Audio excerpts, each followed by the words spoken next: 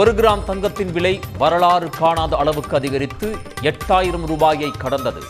1 சவரன் ஆபரண தங்கம் 640 ரூபாய் உயர்ந்து 64,480 ரூபாய்க்கு விற்பனை.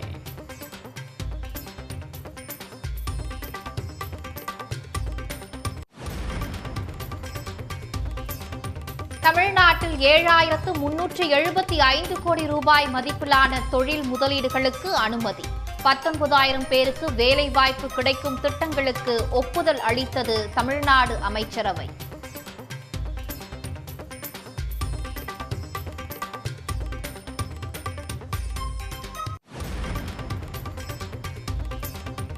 முருகனின் அறுபடை வீடுகளில் களை கட்டிய தைப்பூச திருவிழா.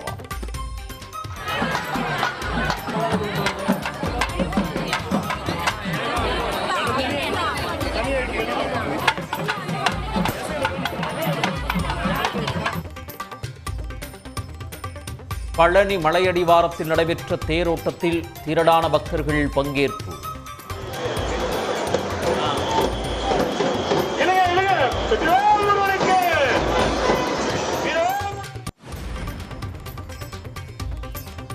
தேனியில் பஞ்சமி நிலத்தை ஓ பன்னீர்செல்வம் வாங்கியது உறுதி.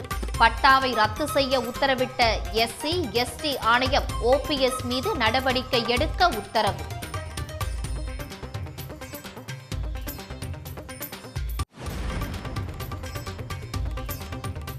அதிமுக உட்கட்சி விவகாரம் தொடர்பான தேர்தல் ஆணைய விசாரணை தடையை நீக்க கோரிய வழக்கு. அனைத்து வாதங்களும் நிறைவடைந்த நிலையில் சென்னை உயர்நீதிமன்றம் நாளை தீர்ப்பு.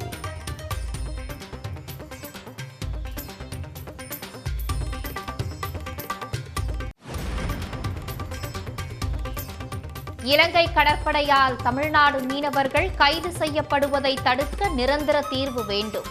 நாடாளுமன்றத்தில் திமுக மக்களவை குழு தலைவர் TR பாலு வலியுறுத்தல்.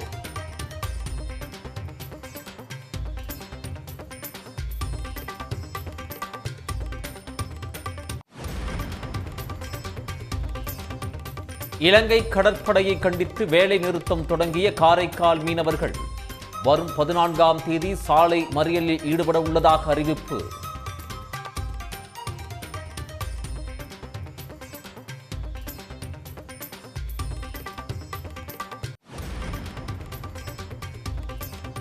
அதிமுக உட்கட்சி பூசல் தொடர்பாக முன்னாள் அமைச்சர் செல்லூர் ராஜு புது விளக்கம்.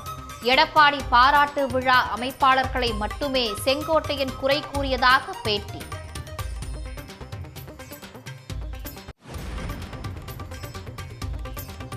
உடுமலைப்பேட்டை சுற்றுவட்டார பகுதிகளில் உள்ள குளங்களில் பறவைகள் வருகை அதிகரிப்பு.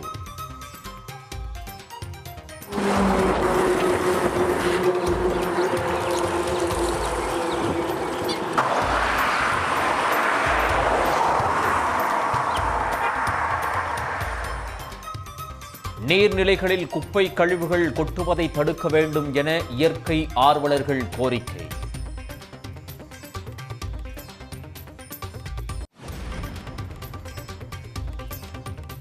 அறந்தாங்கி அருகே வடக்கு புதுக்குடியில் நடந்த பாய்மர படகு போட்டியை கண்டு பார்வையாளர்கள் விசில் அடித்து உற்சாகம்.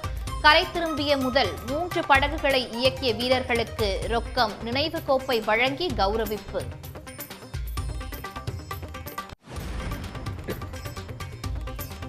பந்திப்பூர் தேசிய நெடுஞ்சாலையில் காய்கறிகளை ஏற்றி சென்ற வாகனத்தை வழிமறித்த காட்டு யானை. ஓட்டுநர் தப்பி ஓடிய நிலையில் வாகனத்தில் இருந்த காய்கறிகளை எடுத்து சாப்பிட்ட காட்சி.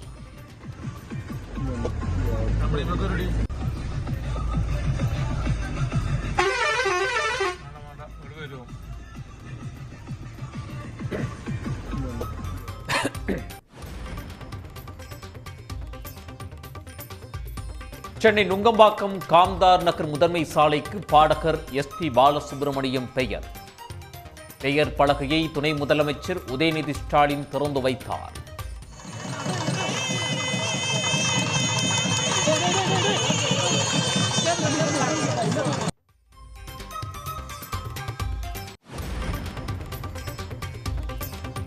கேரளாவின் மூணாறில் டபுள் டெக்கர் பேருந்து சேவை தொடக்கம்.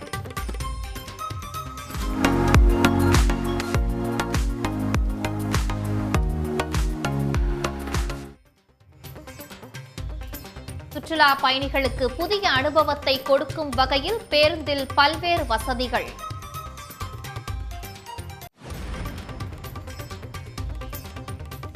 கடலோர காவல்படை முன்னாள் தலைவர் நடராஜன் மீது சிபிஐ வழக்கு பதிவு.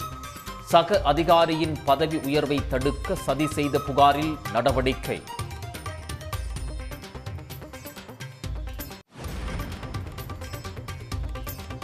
பஞ்சாப் ஆம் ஆத்மி எம்எல்ஏக்களுடன் அரவிந்த் கெஜ்ரிவால் அவசர ஆலோசனை. 30 எம்எல்ஏக்கள் காங்கிரஸ் கட்சிக்கு தாவப் போவதாக தகவல் வெளியான நிலையில் சந்திப்பு.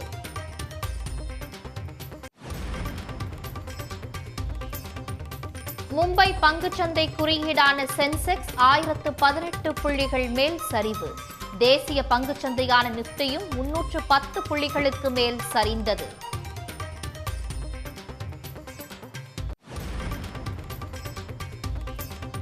அமெரிக்க முன்னாள் அதிபர் ஜான் கென்னடி கொலை தொடர்பான 2400 கோப்புகள் கண்டுபிடிப்பு. கொலை செய்யப்பட்டு 61 ஆண்டுகளுக்கு பிறகு கோப்புகளை கண்டுபிடித்த FBI. சென்னையில் ஆபரண தங்கத்தின் விலை இன்றும் உயர்ந்ததால் ஒரு சவரன் 64,000 ரூபாயை தாண்டி நுகர்வோருக்கு அதிர்ச்சி அளித்துள்ளது. வாரத்தின் முதல் நாளான நேற்று 22 கேரட் தங்கத்தின் விலை சவரனுக்கு 280 ரூபாய் உயர்ந்ததால் சவரன் 63,840 ரூபாய் என்ற உச்சத்தை எட்டியது. இந்நிலையில் இன்றும் தங்கம் விலை சவரனுக்கு 640 ரூபாய் உயர்ந்ததால் 64,000 ரூபாயை கடந்து வரலாற்று உயர்வை சந்தித்துள்ளது. 1 கிராம் ஆபரண தங்கத்தின் விலை முதல் முறையாக 8,000 ரூபாயை கடந்து 8,060 ரூபாயாக புதிய உச்சத்தை அடைந்துள்ளது. ஒரு சவரன் 64,480 ரூபாய்க்கு வர்த்தகமாகி வருகிறது. வெள்ளியின் விலையில் மாற்றமின்றி கிராம் 107 ரூபாய்க்கு வர்த்தகமாகி வருகிறது. தங்கம் விலை வரலாறு காணாத உச்சத்தை அடைந்துள்ளதால் ஏழை எளிய மக்கள் கடும் அதிர்ச்சி அடைந்துள்ளனர். வருவாய் அதிகரிக்காத நிலையில் பொன் விலை உயர்ந்து வருவது பெரும் கவலையளிப்பதாக பொதுமக்கள் தெரிவிக்கின்றனர். மிடில் கிளாஸ்னால சுத்தமாக வாங்கவே முடியாது. ரொம்பவே கஷ்டம்தான், ரொம்ப கஷ்டப்படணும். ஏன்னா சம்பாதிக்கிறது 20,000 30,000 சம்பாதிக்கிறவங்க 64,000 ஒரு பவுன் 64,000 சுத்தமாக என்ன சொல்கிறது, அது கோல்டு கடைக்கே போகவே முடியாது. அந்தளவுக்கு ரொம்ப கஷ்டம்தான். சாதாரண மனிதர்கள் வாங்குறது ரொம்ப கஷ்டம்தான். ஒரு நாள் வேலைக்கு போயிட்டு வந்து தான் பொண்ணுங்களுக்கு ஏதாவது ஒன்று பண்ணணும்னு நினைக்கிறவங்களுக்கெல்லாம் இது ரொம்ப ஒரு கஷ்டமான இதுதான். இது ஏதாவது கொஞ்சம் ரொம்ப இல்லைனாலும் ஏதோ கொஞ்சம் கம்மியானா கூட எல்லாத்துக்கும் இது யூஸ் ஆகும். வாங்குறவங்களும் குறைஞ்சிட்டாங்க. நம்ம ஒரு பொருள் நகை எடுக்க வந்தோம்னா விலையை பார்த்தா பயமாக இருக்குது, வாங்க முடியல. விலை கொஞ்சம் கம்மியானால் நல்லாயிருக்கும். பாதிக்கப்படுறது ஏழை மக்கள் தான். பெரிய பெரிய ஆள் கூட வாங்கி இன்வெஸ்ட்மெண்ட் பர்பஸில் வாங்கிடுறாங்க. இன்றைக்கி ஒரு ரேட்டுக்கு வாங்குறேன், நாளைக்கு விற்றுட்டு லாபம் பார்த்துருவாங்க. ஆனால் அத்தியாவசியமாக ஒரு கல்யாணம் நடக்கணும்னா கிராமத்து மக்களுக்கு 10 பவுன் 20 பவுன் 30 பவுன் நகை போட்டு தான் கல்யாணம் பண்ணுவாங்க. இப்போல்லாம் 20 பவுன் போடுற இடத்துல 10 பவுன் போடுறதே பெரிய விஷயம். பாவம், அவங்க ரொம்ப கஷ்டப்படுறாங்க. ஒரு கிராம் 8,000 ரூபாய் ரேட்டுக்கு போகுது. ஒரு கிராம் 8,000 போது ஒரு பவுன் 63 60 செய்கூலி சேதாரம் ஜிஎஸ்டி அதுக்குன்னு போகும்போது 80,000 ரூபாய் கணக்கு. அதாவது ஹால்மார்க் எடுக்கணும்னா ஒரு பவுன் எடுக்கணும்னா 80,000 ரூபாய் ஆகிப்போச்சு.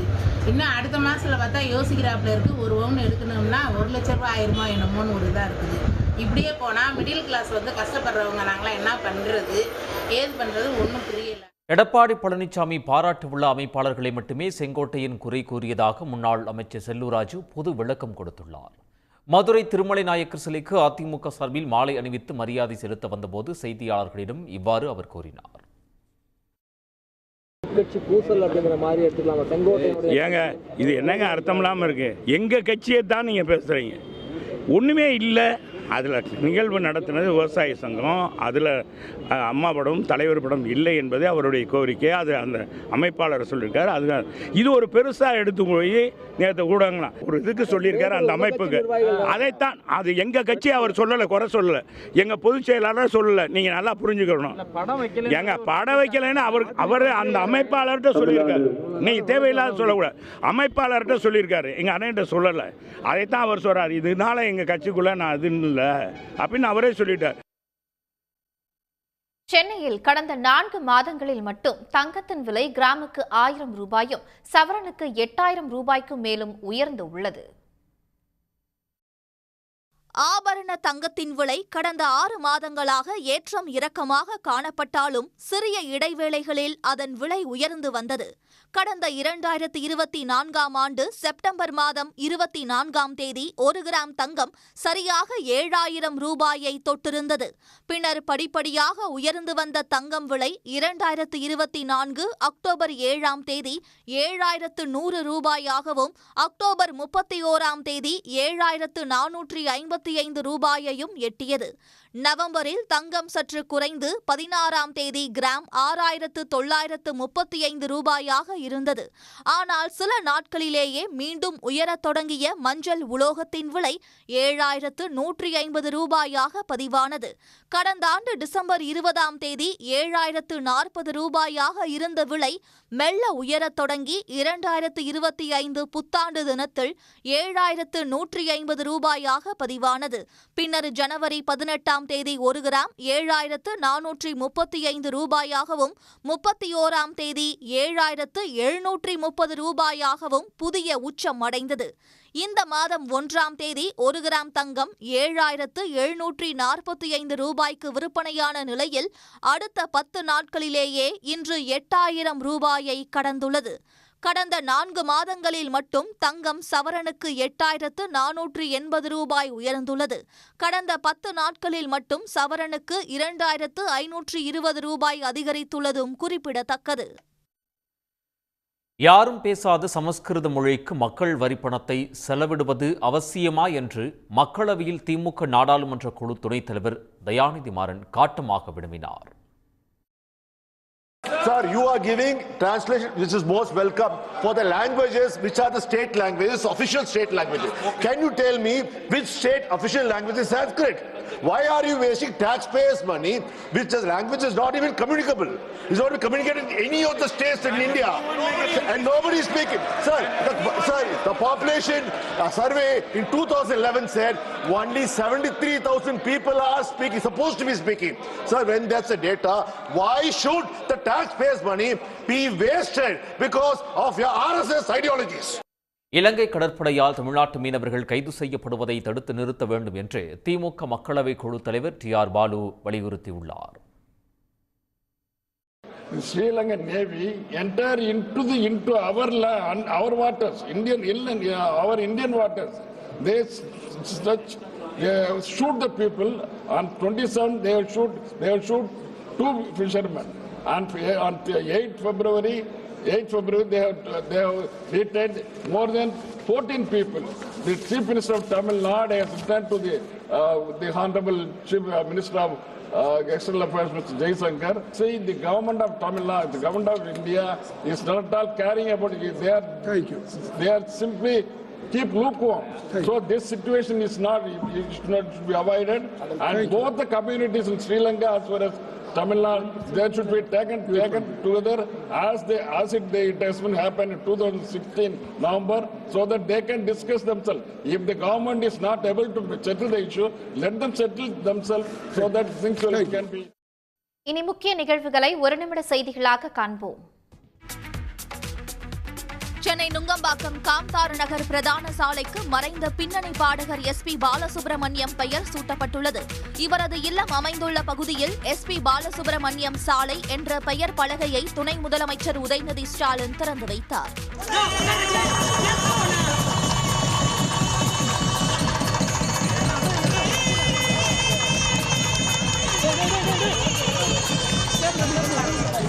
நுங்கம்பாக்கம் காம்தார் முதன்மை தெருவுக்கு அவருடைய நினைவாக அவருடைய பெயரை சூட்ட வேண்டும் என்று அவங்களுடைய குடும்பத்தினரும் அவர்களுடைய ரசிகர்களும் கோரிக்கை வச்சிருந்தாங்க அரசுக்கு. நம்முடைய மாண்பு முதலமைச்சர் அவர்கள் உடனடியாக அந்த கோரிக்கையை ஏற்று நிறைவேற்றி கொடுத்தாங்க. முன்னதாக SP பாலசுப்ரமணியத்தின் வீட்டிற்கு சென்று அவரது குடும்பத்தினருடன் உதயநிதி ஸ்டாலின் பேசி மகிழ்ந்தார். அப்போது அரசுக்கு அவர்கள் நன்றி தெரிவித்தனர். தேனியில் முன்னாள் முதலமைச்சர் ஓ பன்னீர்செல்வம் முறைகேடாக வாங்கிய பஞ்சமி நிலத்துக்கான பட்டாவை ரத்து செய்ய SC/ST ஆணையம் உத்தரவிட்டுள்ளது. தேனி மாவட்டத்தை சேர்ந்த எம் மூக்கன் என்பவருக்கு 1911 தமிழ்நாடு அரசு குறிப்பிட்ட நிலத்தை வழங்கியது. பட்டியலின மக்களுக்கு மட்டுமே உரிமை உள்ள இந்த பஞ்சமி நிலத்தை விதிமுறைகளை மீறி செல்வாக்கை பயன்படுத்தி பன்னீர்செல்வம் தமது பெயருக்கு மாற்றியதாக புகார் அளிக்கப்பட்டது. இந்த மனுவை விசாரித்த SC/ST ஆணையத்தின் 3வது அமர்வு ஓ பன்னீர்செல்வம் அரசியல் செல்வாக்கை பயன்படுத்தி பஞ்சமி நிலத்தை வாங்கி தமது பெயருக்கு மாற்றியதை உறுதி செய்தது. அதன்படி அவர் மீது நடவடிக்கை மேற்கொள்ளலாம் என்று உத்தரவிட்ட ஆணையம் ஓ பன்னீர்செல்வம் பெயருக்கு மாற்றப்பட்ட பஞ்சமி நிலத்துக்கான பட்டாவை ரத்து செய்ய தேனி வட்டாட்சியருக்கு உத்தரவிட்டது. நடிகர் விஜய் தலைமையிலான தமிழக வெற்றிக் கழகம் கட்சி புதிதாக உருவாக்கியுள்ள 9 அணிகளின் பெயர்களை அறிவித்துள்ளது. அக்கட்சியின் கொடியில் இடம் பிடித்துள்ள 28 நட்சத்திரங்களை குறிப்பிடும் வகையில் 28 அணிகள் உருவாக்கப்பட்டுள்ளன. அதில் ஏற்கனவே 19 அணிகளின் பெயர்கள் அறிவிக்கப்பட்ட நிலையில் தற்போது எஞ்சிய 9 அணிகளின் பெயர்களை அக்கட்சி வெளியிட்டுள்ளது. ஓய்வு பெற்ற அரசு ஊழியர் அணி, தொழில் முனைவோர் அணி, NRI அணி, அகில இந்திய தளபதி விஜய் மக்கள் இயக்கம், மாற்றுத்திறனாளி அணி, இளம் மகளிர் அணி, குழந்தைகள் அணி, 3ஆம் பாலினத்தவர் அணி மற்றும் வரலாற்று தகவல் ஆய்வு மற்றும் தகவல் சரிபார்ப்பு அணி என 9 அணிகள் அறிவிக்கப்பட்டுள்ளன. அதற்கான நிர்வாகிகள் விரைவில் அறிவிக்கப்பட உள்ளதாக தெரிகிறது. சக அதிகாரியின் பதவி உயர்வை தடுக்க சதி செய்த புகாரில் இந்திய கடலோர காவல்படை முன்னாள் இயக்குநர் K. நடராஜன் மீது CBI வழக்கு பதிவு செய்துள்ளது. கடலோர காவல்படை IGயாக இருந்த ராகேஷ் பால் தனது பதவி உயர்வை தடுக்க சதி நடந்ததாக கடந்த 2021ஆம் ஆண்டு பாதுகாப்புத்துறை அமைச்சகத்துக்கு புகார் அளித்தார். இதுகுறித்த விசாரணையில் குற்றச்சாட்டு உறுதியானதால் இந்த விவகாரம் CBIயிடம் ஒப்படைக்கப்பட்டது. CBI அதிகாரிகள் நடத்திய விசாரணையில் 2019 முதல் 2021 வரை கடலோர காவல்படை தலைவராக இருந்த நடராஜன் வசமிருந்த ஆவணங்கள் முறைகேடாக திருத்தப்பட்டது கண்டறியப்பட்டது. குறிப்பாக IG ராகேஷ் பால் தொடர்பான வருடாந்திர ரகசிய அறிக்கையில் அவருக்கான மதிப்பீடு குறைக்கப்பட்டது கண்டறியப்பட்டதை அடுத்து K. நடராஜன் உள்ளிட்டோர் மீது CBI வழக்கு பதிவு செய்துள்ளது. மூணாறில் சுற்றுலா பயணிகளுக்கான புதிய டபுள் டெக்கர் பேருந்து சேவையை கேரள அரசு தொடங்கியுள்ளது.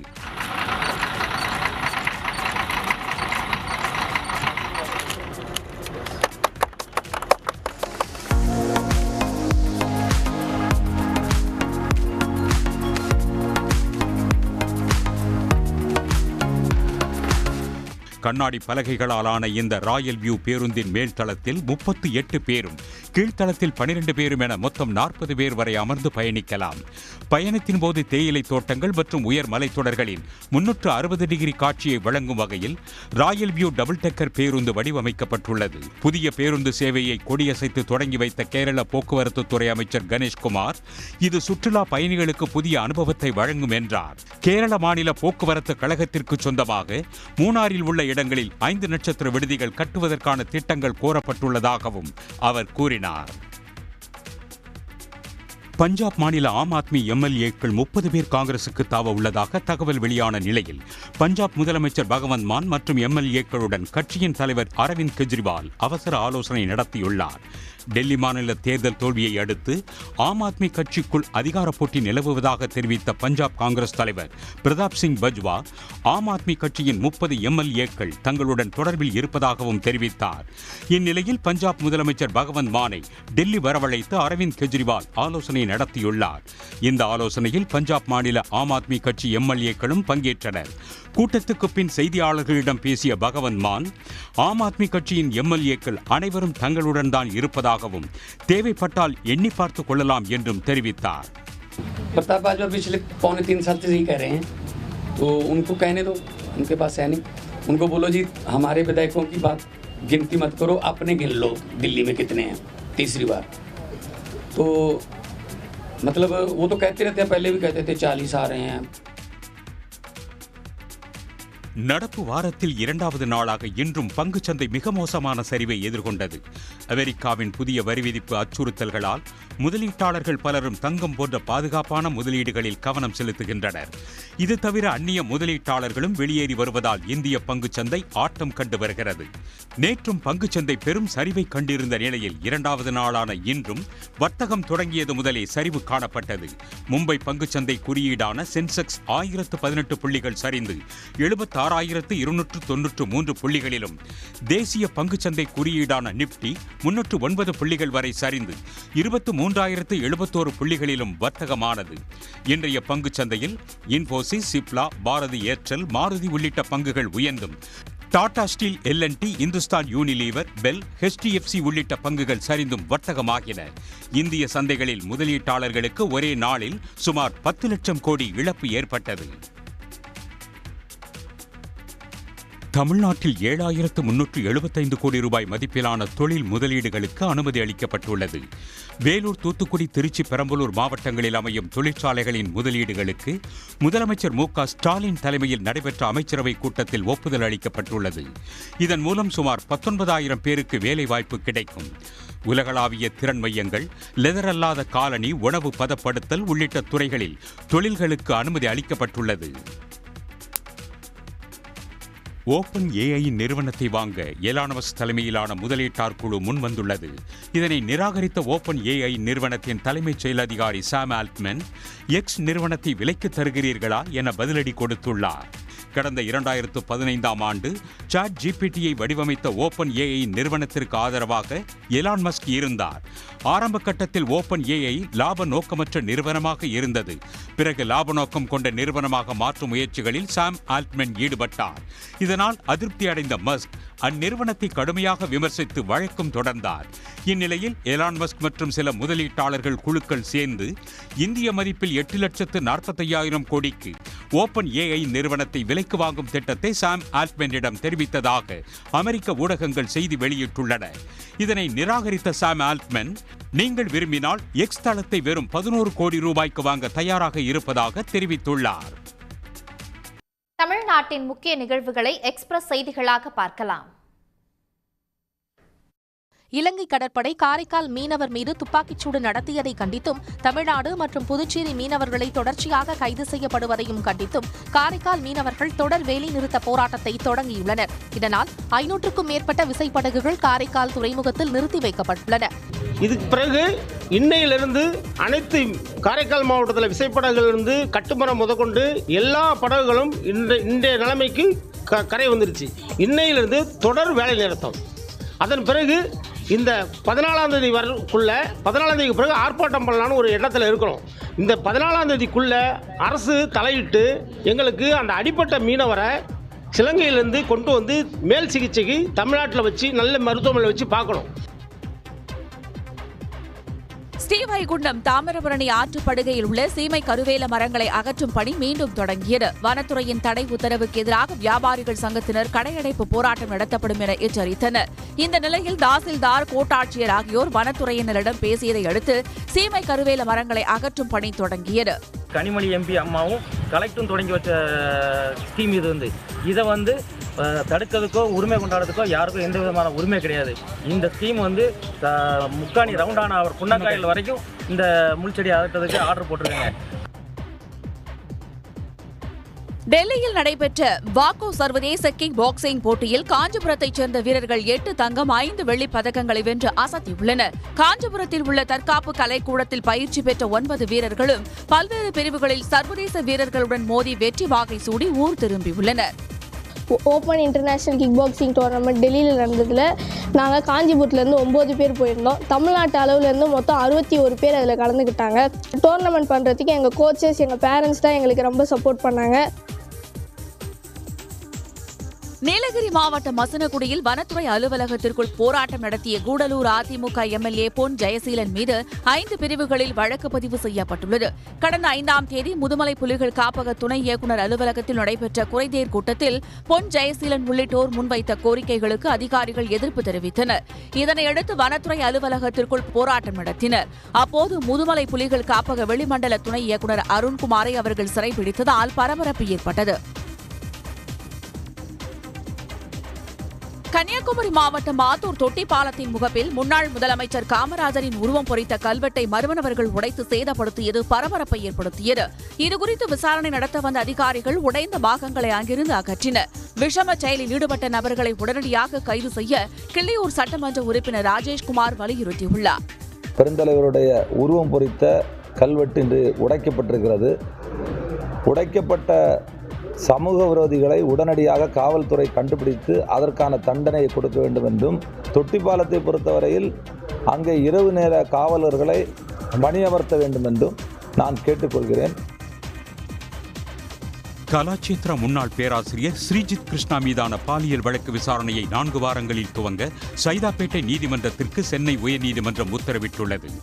கலாச்சேத்ரா நடனப்பள்ளியில் 1995 முதல் 2001ஆம் ஆண்டு வரை படித்த முன்னாள் மாணவி பேராசிரியர் ஸ்ரீஜித் கிருஷ்ணா மீது அளித்த புகாரில் உரிய நடவடிக்கை எடுக்க காவல்துறைக்கு உத்தரவிடுமாறு வழக்கு தொடர்ந்தார்.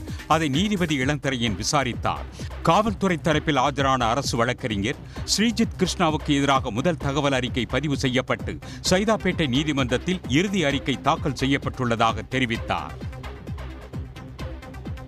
புதுக்கோட்டை மாவட்டம் மணமேல்குடி அருகே தைப்பூச கங்கை அபிஷேக திருவிழாவை முன்னிட்டு பாய்மர படகு போட்டி நடைபெற்றது.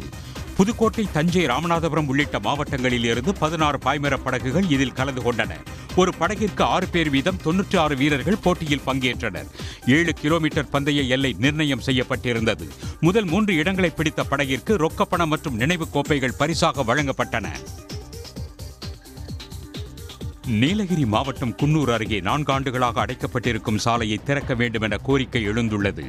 ஒன்றிய அரசு நிறுவனமான அருவங்காடு வெடிமருந்து தொழிற்சாலை நிர்வாகம் காந்திநகர் மக்கள் பயன்படுத்தி வந்த சாலையை திடீரென அடைத்தது. பல கட்ட போராட்டங்களில் தீர்வு கிடைக்காத நிலையில் மீண்டும் ஆலை முன்பு மக்கள் திரண்டதால் பரபரப்பு ஏற்பட்டது. இன்றைக்கு ஆர்டிஓ அவர்கள் பேச்சுவார்த்தை நடத்தி சுமூகமான ஒரு முடிவை எட்டுவதற்கான நடவடிக்கைகளை மேற்கொள்கிறார்கள் என்கிற அந்த கடிதத்தை தந்த அடிப்படையில் இன்றைக்கு சாலை மறியலை கைவிட்டு இருக்கிறோம். சாலையை திறக்காவிட்டால் மார்க்சிஸ்ட் கம்யூனிஸ்ட் கட்சி அந்த கேட்டை உடைக்கக்கூடிய போராட்டத்தை நடத்துவோம் என்பதை இந்த தருணத்தில் தெரிவித்துக் கொள்கிறேன். நீலகிரி மாவட்டம் கூடலூர் அருகே நெடுஞ்சாலையோரம் நிறுத்தப்படும் வாகனங்களுக்கு பேரூராட்சி நிர்வாகம் கட்டணம் வசூலிப்பதற்கு எதிர்ப்பு எழுந்துள்ளது. நடுவட்டம் கற்பூரச்சோலை பகுதியில் சாலையோரம் நிறுத்தப்படும் கார், பேருந்துகளுக்கு ஏன் கட்டணம் வசூலிக்கிறீர்கள் என சுற்றுலா பயணிகள் கேள்வி எழுப்பினர். மாவட்ட நிர்வாகத்தின் உத்தரவின் பேரிலேயே கட்டணம் வசூலிப்பதாக ஊழியர்கள் தெரிவித்தனர். பார்க்கிங் வசூல் பண்ணுறதுக்கு நிலையான பார்க்கிங் இல்லை. அது பொதுவாக தேசிய நெடுஞ்சாலையில் வாகனத்தை நிறுத்தத்துக்கு பார்க்கிங் வசூல் பண்ணுறாங்க. அது எந்த அளவுக்கு சரியானது தெரியல. கடந்த 2018ஆம் ஆண்டு கஜா புயலால் பாதிக்கப்பட்ட இழப்பீடு கிடைக்காதவர்கள் அரசிடம் மனு அளித்தால் பரிசீலிக்கப்படும் என தமிழ்நாடு அரசு தரப்பு சென்னை உயர்நீதிமன்றத்தில் தெரிவித்துள்ளது. கஜா புயலால் பாதிக்கப்பட்ட விவசாயிகள் உள்ளிட்டோருக்கு உரிய இழப்பீடு கோரி தாக்கல் செய்யப்பட்ட பொதுநல வழக்கு விசாரணைக்கு வந்தது.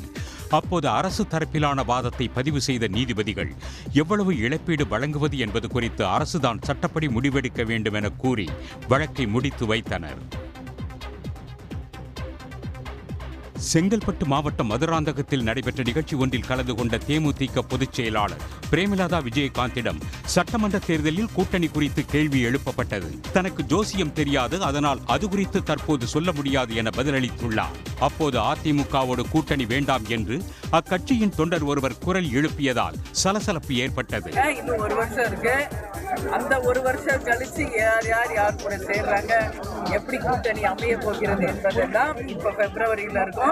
அடுத்த பிப்ரவரி உங்களுக்கு தெளிவாக நாங்கள்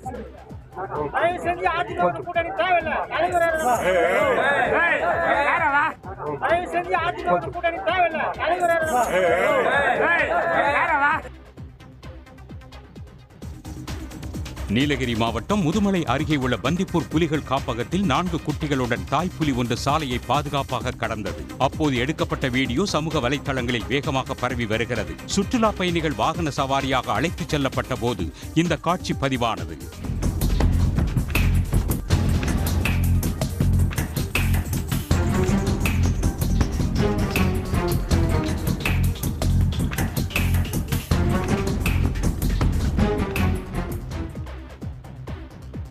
ஸ்ரீபெரும்புத்தூர் அருகே தண்டலத்தில் உள்ள பாலமுருகன் கோயிலில் தைப்பூச திருவிழா களை கட்டியது. 41 அடி முருகன் சிலைக்கு சிறப்பு அலங்காரம் செய்யப்பட்டு பூஜைகள் நடைபெற்றன.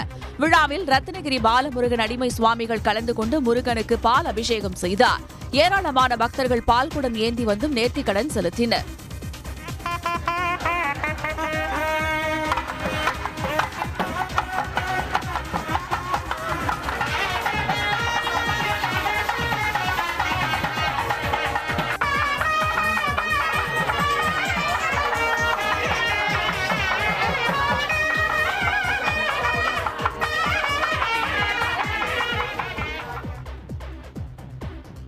கோவையில் நடந்த அதிமுக பாராட்டு விழா தொடர்பாக முன்னாள் அமைச்சர் செங்கோட்டையன் எழுப்பிய கேள்விக்கு எடப்பாடி பதிலளிக்காமல் அவருடைய வாய்ஸ் ஜெயக்குமார் தான் பதிலளித்துள்ளார் என்று அமைச்சர் சேகர்பாபு தெரிவித்துள்ளார்.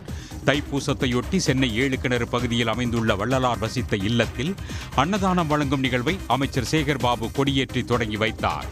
பின்னர் செய்தியாளர்களிடம் பேசிய அவர் செங்கோட்டையன் குறித்த கேள்விக்கு எடப்பாடியிடம் கேளுங்கள் என்று தெரிவித்துள்ளார். அவர் கேட்ட கேள்விக்கு எடப்பாடி பதில் சொல்லியா? அவரோட வாய்ஸ் ஜெயக்குமார் தான் பதில் சொல்லியிருக்காரு. நீங்கள் எடப்பாடி சார் எங்கன்னா வந்தால் அதை போய் கேளுங்க. ஏன் நீங்கள் அவங்கள புறக்கணிச்சிங்க, அவன் படத்தை போடலன்னு. வைகை அணையில் இருந்து பாசனத்திற்கு தண்ணீர் திறக்கப்பட்டுள்ளதாலும் நீர்வரத்து குறைந்துள்ளதாலும் அணையின் நீர்மட்டம் சரிந்து வருகிறது. தேனி மாவட்டத்தில் முற்றிலுமாக மழை இல்லாத காரணத்தால் நீர்பிடிப்பு பகுதிகளான ஆறுகளில் நீர்வரத்து குறைந்து வைகை அணைக்கு நீர்வரத்து வினாடிக்கு 240 கன அடியாக உள்ளது. இதன் காரணமாக 71 அடி உயரம் கொண்ட அணையின் நீர்மட்டம் 64.46 அடியாக உள்ளது. சென்னை போரூர் அரசு மருத்துவமனையில் பணி நேரத்தில் மருத்துவர்கள் இல்லாததால் நோயாளிகள் பாதிக்கப்படுவதாக புகார் எழுந்துள்ளது. இன்று காலை சிகிச்சை பெற சென்ற நடிகர் கஞ்சா கருப்பு உள்ளிட்டோர் பணியில் இருக்க வேண்டிய மருத்துவர்கள் எங்கே என மருத்துவமனை ஊழியர்களிடம் கேள்வி எழுப்பிய வீடியோ வெளியாகியுள்ளது. எத்தனை மக்கள் நாய் கடிச்சு ஒருத்தர் இருக்காரு, மண்டை உடச்சு ஒரு பையன் ரத்தத்தோட உட்கார்ந்துருக்கேன். பாட்டி ரத்தவாந்தி எடுத்து செத்து போச்சு.